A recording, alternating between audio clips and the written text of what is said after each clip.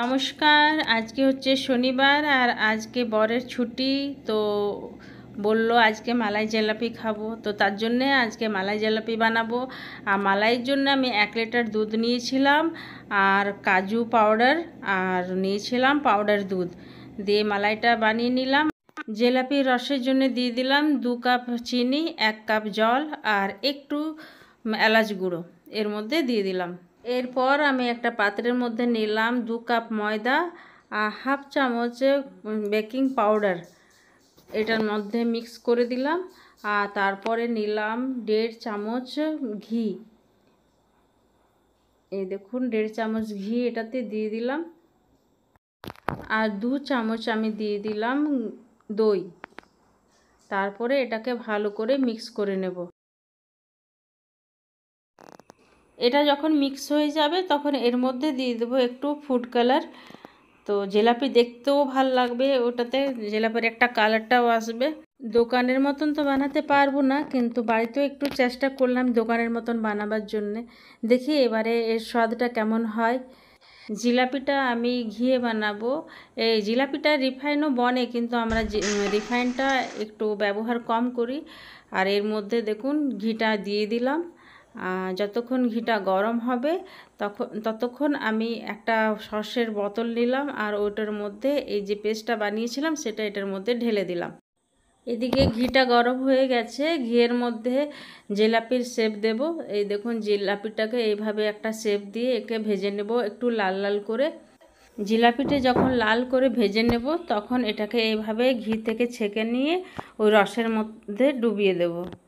এইভাবে ডুবিয়ে দিলাম। দেখুন কি সুন্দর লাল লাল জিলাপি দেখাচ্ছে। জিলাপিটা আমি প্লেটে নিয়ে নিলাম আর যে মালাইটা আমি বানিয়েছিলাম সেটাও একটা প্লেটে নিলাম।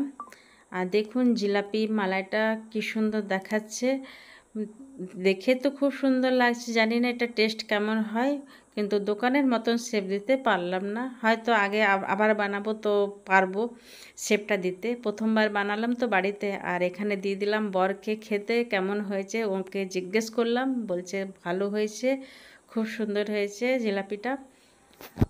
আর এখানে দেখুন ছেলে মেয়ে তাকাচ্ছে যে আমাদেরকে এখনও দেয়নি কেন খেতে।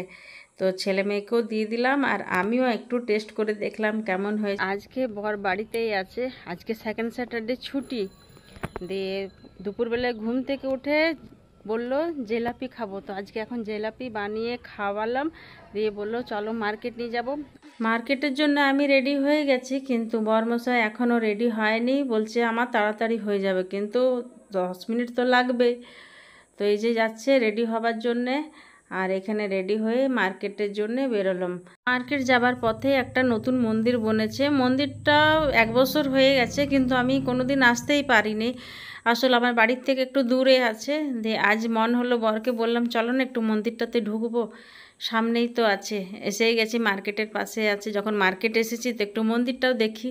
কিন্তু দেখুন জায়গাটা কি সুন্দর, পাশে একটা পুকুর আছে, সবাই বসবার জায়গা আছে, কেউ ফটো তুলছে, কেউ একটু বসে গল্প করছে। আর দেখতেও খুব সুন্দর লাগছে মন্দিরটা, পথটা। এবার ভেতরে কেমন বনেছে চলুন আপনাদেরকে দেখাই। আর দেখুন এখানে সবাই বসে গল্প করছে, বসবারও জায়গা আছে, বসে গল্প করছে, সময়টা পার হয়ে যায়। কখনো কখনো মনে হয় না, কোথাও যখন যাবার না থাকে তখন মনে হয় এরকম একটা জায়গাতে এসে কিছুক্ষণ সময় থাকা। এখানে বসতেও ভাল লাগবে, পাশে পুকুর আছে, গাছ আছে, মন্দির আছে। এমনিতেই মন্দিরে বসতে ভালো লাগে, কিন্তু এখানে তো জায়গাটা এত ভালো লাগলো, এখান থেকে যেতেই ইচ্ছা আর করছিল না। আর দেখুন মন্দিরটা কি সুন্দর, মায়ের মূর্তিটা ঠিক পুরনো বাজারে যে শক্তি মন্দিরে মায়ের মূর্তিটা আছে ঠিক সেইভাবেই মায়ের মূর্তিটা এখানে আছে। আর কি সুন্দর আর্টিফিশিয়াল ফুল দিয়ে মন্দিরটা সাজানো হয়েছে। আর এই যে মাকে প্রণাম করে নিলাম। আর এবারে যাব একটু মার্কেটে, কাজ আছে। দিয়ে এই মন্দির থেকে আর যেতেই ইচ্ছা হচ্ছিল না, যে এই মন্দির থেকে যায়, এত ভালো লাগছিল। আর যারাই গোবিন্দপুরে থাকেন তারা অবশ্যই এই মন্দিরটা একবার অবশ্যই আসবেন, এত ভালো মন্দিরটা না। একবার যখন আসবে মনে হবে যে বারবার এই মন্দিরটাতে আসবো। খুব ভালো মন্দিরটা, খুব সুন্দর জায়গাতে বনেছে। আর পাশে পুকুর আছে, বসবার জায়গা আছে, গাছ আছে। এগুলোই তো চাই একটু মনটাকে শান্তি করবার জন্যে। যখন মন খারাপ হয় তখন মনে হয় এইসব জায়গাতে একটু বসে সময়টাকে কাটাই। তো চলুন, এবারে অনেক তো ঘুরলাম মন্দিরটায়, এবারে যাই মার্কেটে। জানেন তো, বরের যেদিন ছুটি থাকে অফিস, সেদিন ইচ্ছা হয় একটু বরের সঙ্গে যেয়ে মার্কেট ঘুরি। মল আসবো তখন মনে হয় যে হ্যাঁ এটা নিতে হবে বাড়ির জন্য, এটা নিতে হবে, অনেক কিছু দরকার মনে পড়ে যায়। তারপর যখন বাড়ি যাই তখন মনে হয় না নিলেও এটা হতো। তারপরে মনে পড়লো ছেলের জন্য একটা ট্রাউজার নেব। ছেলের সাইজে যদি ট্রাউজার পাওয়া যায় তাহলে একটা ট্রাউজার নেব ছেলের জন্যে। আর দেখি কালারটা আমাকে ভালোই লাগলো। আর এই যে এখানে আবার চলে এলাম একটা স্টোরে। এই স্টোরটাতে আমার যখন কিছু দরকার পড়ে তখন এই স্টোরটাতে আমি নিই।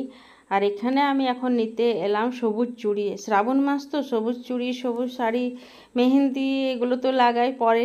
তো ভাবলাম আমিও নিয়ে নিই। তো এই যে পছন্দ হয়ে গেল।